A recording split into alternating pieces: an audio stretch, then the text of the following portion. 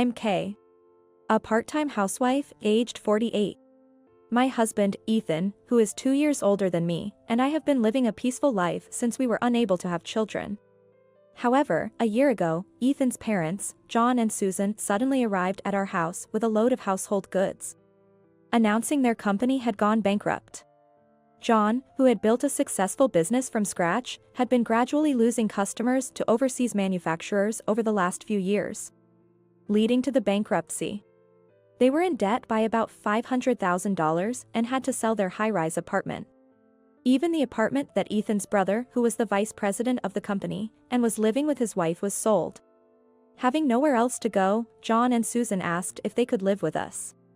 We were living in a spacious house within walking distance of a train station, originally built by my father. We moved in after he passed away due to illness, and my mother returned to her family home in the countryside. Given the circumstances and the fact that John and Susan had always been good to us, I was inclined to agree immediately. They had helped significantly with our wedding expenses, shared gifts like birthdays and Christmas presents they received at John's company, and often brought us luxury brand accessories as souvenirs from their overseas trips. It felt wrong not to help them in their time of need.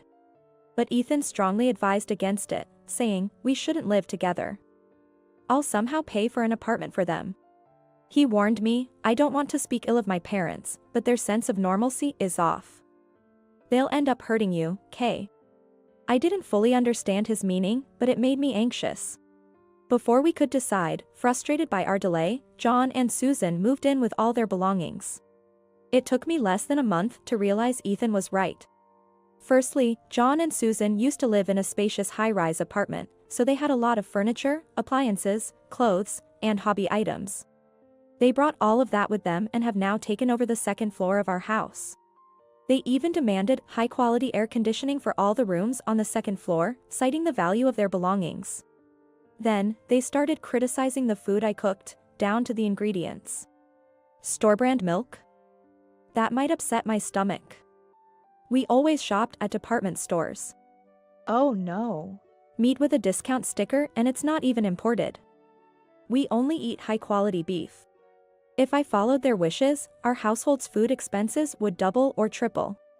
Despite their constant complaints, Ethan and I had to resort to making budget-friendly meals for ourselves and more luxurious dishes for John and Susan.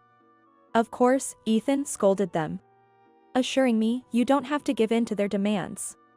But when he wasn't around, they would lament, "Oh dear, are we going to starve to death?" John and Susan even spread rumors to the neighbors, saying, "Our daughter-in-law only feeds us terrible food." So, I couldn't just ignore their complaints. Once, I suggested, "Why don't you cook your meals yourselves?" "Oh, we had a maid for that." "Cooking is such a menial task," they replied. Menial? Cooking is a menial task? Despite their frequent visits to fancy restaurants with renowned chefs, they dared to say that. The biggest issue was Susan's obsession with luxury fashion. She constantly wanted to buy expensive brand underwear and clothes, like panties for $150, and would unashamedly ask me to buy them. I couldn't help but say, "Susan, at your age, you won't be showing them to anyone." She became furious, yelling, "What a lewd thought. High-end lingerie is a status symbol for the elite." And I thought, "You're not elite anymore." The best word to describe them would probably be a nouveau riche. It's admirable that they succeeded through hard work from humble beginnings. However, flaunting wealth and status, and trying to maintain superiority even after losing everything, isn't the behavior of truly upper-class people. They continued to make unreasonable demands. "I've ordered premium steak. You'll pay, right?" "I didn't get any for you too, so it's cheaper," they said, leaving me a bill for $200 for just their 2 servings. When Ethan had to switch his favorite beer to a cheaper sparkling wine, they criticized sparkling wine. Such a terrible drink. Only for the poor, and guzzled expensive beer delivered from a nearby liquor store. No amount of money would be enough at this rate. Moreover, Ethan was planning to start a company with a colleague, so almost all our savings accumulated since our marriage were gone. With my part-time salary, I can't cover the living expenses of 2 spendthrifts. I've been dipping into my savings from my single days. But now, that savings is nearly depleted. So, I decided to serve a dinner made with inexpensive soy meat and vegetables like bean sprouts. I've reached my limit. Please, John and Susan, get a job and contribute some money, I appealed. Suddenly, John threw the meal away, shouting at Ethan, I can't eat this. Are you trying to make us old folks work? This evil, incompetent daughter-in-law is no good. Ethan, find a rich new wife. Please leave. This is our house. How dare you call Kay evil and incompetent? The failures here are you too. Get out. Ethan retorted angrily. However, John and Susan didn't seem fazed and quickly retreated upstairs, saying spitefully, we're being manipulated by such a terrible daughter-in-law. What's hers is ours. But I couldn't let them walk all over us any longer.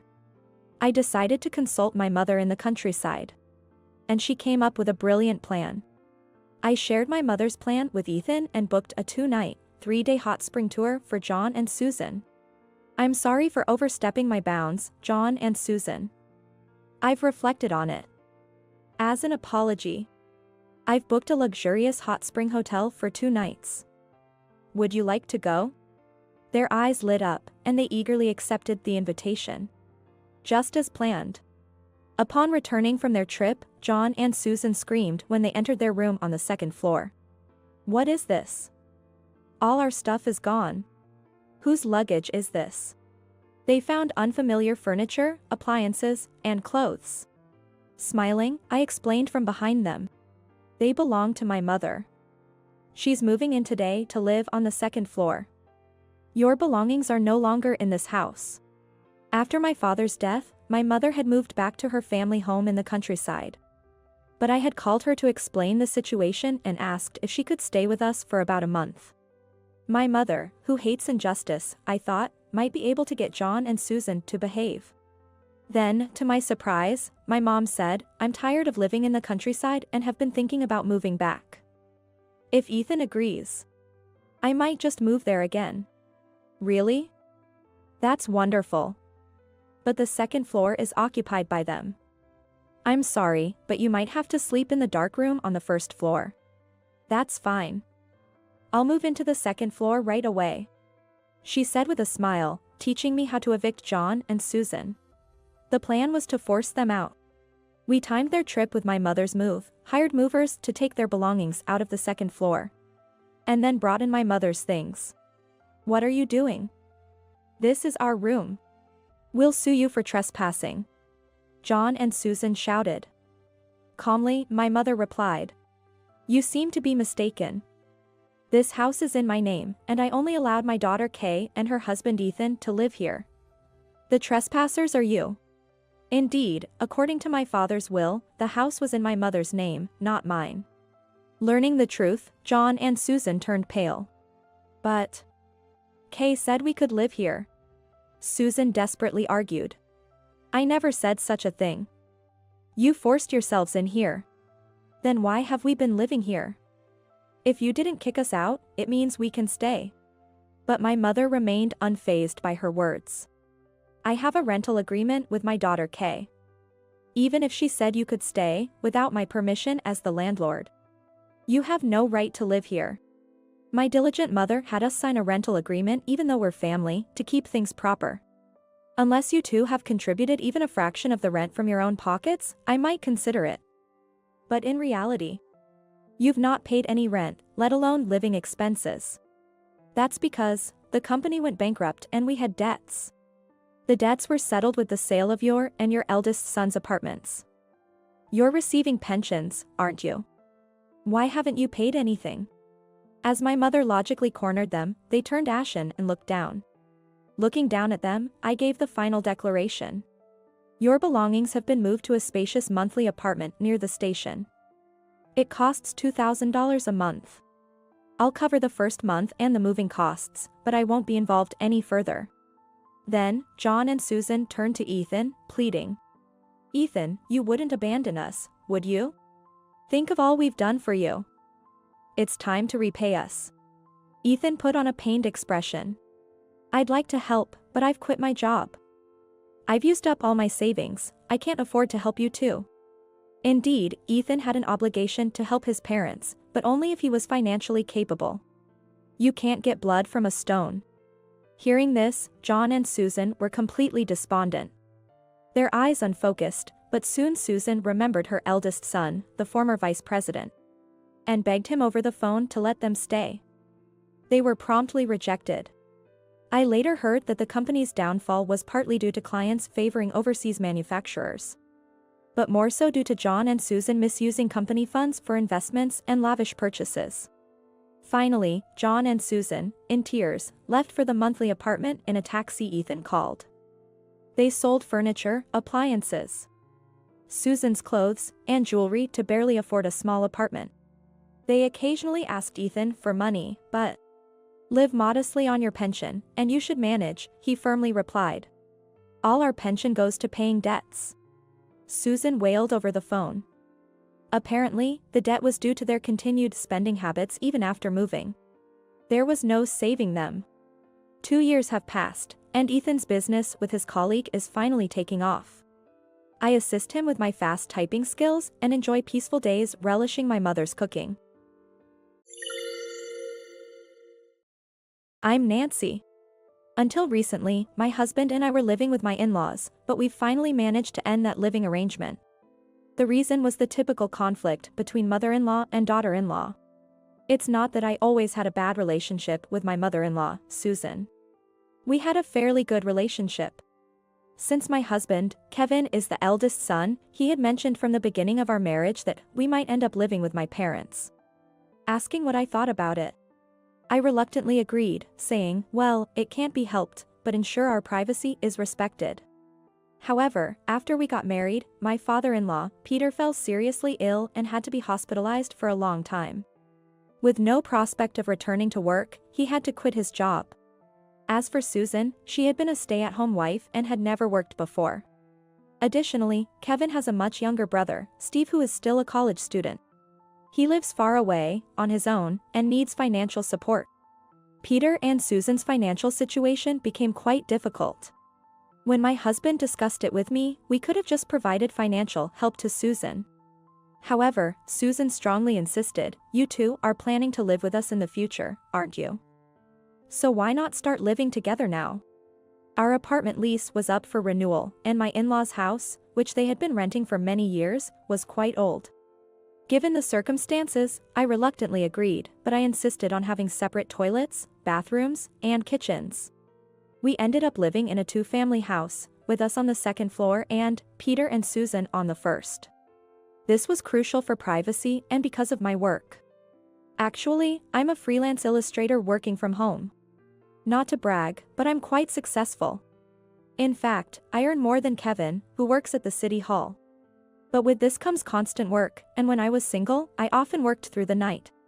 I needed this setup to ensure enough sleep and family time and to maintain my work pace.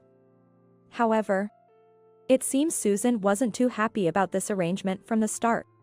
She used to complain to Kevin when I wasn't around, but since he didn't pay much attention, she confronted me directly. Why did you make it a 2-family house? I thought it was her wish for us to live together.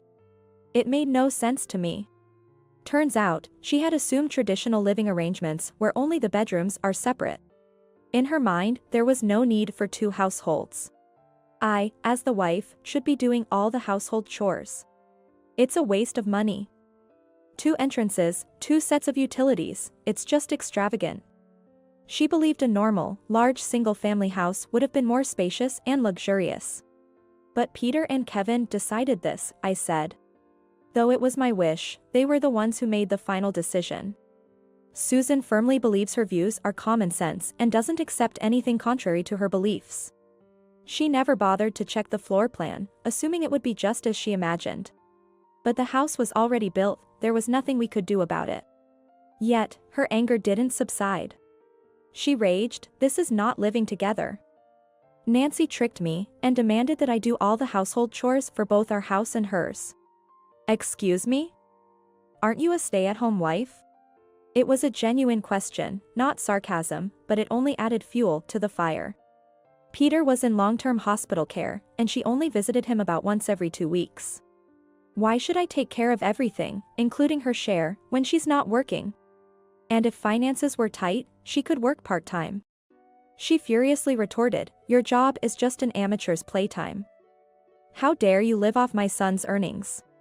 It's hurtful to have your work belittled, even in an argument. Well, actually, I paid for this house with my savings, I said. Who would believe such a lie? Oh, how unfortunate that my son married such an incompetent wife. When Kevin came home and I told him about what happened, he sighed. I've explained countless times that it was your savings that paid for the house. Mom just doesn't listen to anything that doesn't suit her. I'll talk to her again, but Nancy, just ignore her, okay? Some time passed, and then my mother-in-law came over again. Nancy, I'm sorry. I got a stern talking to from Kevin. I just lost my temper, she said, apologizing meekly, a stark contrast to her previous behavior. No, I should be the one apologizing, I replied. I was internally moved, thinking she might not be as bad as I thought, given her straightforward apology. Actually, I have a favor to ask you. It's a job. And there's proper payment for it, she continued. She said she got an illustration job for me through someone she knew, as a way to make amends with me. Honestly, I was swamped with work and taking on more was tough. But, fearing it might create friction, I reluctantly accepted it. After several days and nights of hard work, I was handed a shockingly low payment of $20, with Susan cheerfully saying. They were really pleased with it. I blame myself for not asking how much I'd be paid, but given the official-looking order form she gave me, I expected a fair market rate. Naturally, I was quite disappointed and ended up venting to my husband when he returned from work. Something's off. I have friends at that company. I'll ask around, he said and immediately contacted them. I'm sorry, Nancy. My mom pocketed the money, he revealed. The company had actually paid $1,000. My husband was furious and confronted Susan, but she was unapologetic. What? It's just a handling fee. Besides, you guys don't support my living expenses, and Nancy doesn't do any housework, so I deserve it. My husband and I were dumbfounded. Charging a family member a fee? Then at least you should be the one getting $20. And what's this about housework? Mom. Don't trouble Nancy anymore. I thought anyone caught in such wrongdoing would sever ties, but Susan was different. Bold or maybe even brazen. Then, when Peter was about to be discharged from the hospital, she demanded, as if it were natural, that I take care of him. Though I work from home, I'm still working. I could help occasionally, but daily care was impossible, so I refused. She exploded, why can't you help with the caregiving? A wife who talks back like Nancy is useless. Divorce her, she continued. Even when our baby was born, she said, the baby doesn't look cute like Nancy. Is the child really my son's? Don't count on me for any help. Mom, enough is enough. I was furious, but my husband was absolutely livid. This led us to a state of Cold War. Even though we lived under the same roof, there was no interaction at all. She didn't take care of our child, let alone show any affection. For instance, when our child couldn't go to daycare because of a fever. Or when I was busy with work deadlines. She never helped, no matter how much trouble we were in, but I actually felt more at ease. It meant no inconvenience for us. In this way, 10 years flew by in a blink. Our family and Susan remained estranged, with our child now in 4th grade and Kevin's brother, Steve, who was in college when we married. Now employed and married himself. Peter had fully recovered and started working again a few years ago. Susan, as usual, seemed to badmouth me in front of everyone. As a result, Peter and Steve's family think I'm some kind of monstrous wife. It was my sister-in-law, Steve's wife, who had been closely observing my relationship with Susan. And she's quite the character. She ingratiated herself with Susan by joining in on the badmouthing. Maybe Susan dotes on her conspicuously, thinking it will make me jealous. My sister-in-law, Emily, getting along with Susan, gets treated to meals out, receives clothes and accessories. And gets help with her newborn child. She even got all sorts of baby items like clothes, toys, strollers, and baby baths. And how do I know this? Because Emily comes over to our house and boasts about it all the time. Nancy, you really don't know how to play your cards right. You should learn to use the situation to your advantage, or you'll lose out. She said snidely. After all, marrying the eldest son was your first mistake. Wouldn't it be easier like me, married to the younger son? Well, since you live together, there's no need for us to worry about caregiving, she added. Emily was way too overconfident. Kevin had been fed up with Susan and Emily for quite some time. I can't stand even seeing Mom anymore. Let's end this cohabitation, he said. Even though we had no interactions, we still occasionally ran into each other. Every time Susan saw Kevin, she would urge him to divorce me. Now that Peter had started working again and Susan was financially comfortable enough to lavish gifts for Emily, the original reason for our living together was gone. There's also a land acquisition offer for road expansion. It might be a good time, he mentioned. Our house was involved in a land acquisition for road expansion, even though we hadn't finished paying off the mortgage yet. With a substantial compensation on offer, we decided to demolish the house and end the cohabitation. Mom says she wants to live with someone who isn't heartless like us, and someone like my brother and his wife. So let them take care of her, Kevin declared. Susan was unaware of Emily's true nature. Emily always acted sweetly in front of Steve. He, convinced that we were the bad ones, had apparently offered to take care of their poor mother. You're not like that nasty sister-in-law. You get along well with Mom, so you'll manage, he told his wife. Caught off guard, Emily panicked. She just wanted to maintain her easiest position without revealing her true colors or being burdened with future caregiving. The next day, Emily confronted me, almost in tears. Why does our family, being the younger sons, have to live with them? You should take care of them until the end. And now you're demolishing the house? Why can't you just hand over the duplex to us, she demanded. Why? Because you're too well liked. You're smarter than me, aren't you? And about the house and land, they were bought with my savings. And they're involved in a land acquisition, I explained. Liar.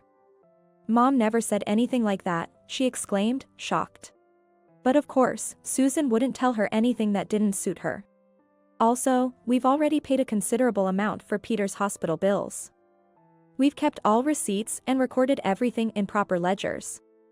So, Kevin and Peter have already agreed that our duty to support them in their old age is fulfilled. It's your turn now, I added. What? You can't be serious. After the incident with Susan pocketing money, Kevin and I had become very cautious. Susan constantly sent us bills for various expenses. While we kept food costs separate, all other expenses like utilities and neighborhood association fees were on us. Afterward, piecing together the story from Emily's tearful phone calls, they ended up in a living arrangement where, due to Susan's strong insistence and budget constraints, everything except the bedrooms was shared. Peter and Steve thought there wouldn't be any issues since Susan and Emily got along well. After moving in together, Susan demanded they cover living expenses, arguing, "We're old and don't have much time left." Just like when they lived with us, she didn't contribute to utilities.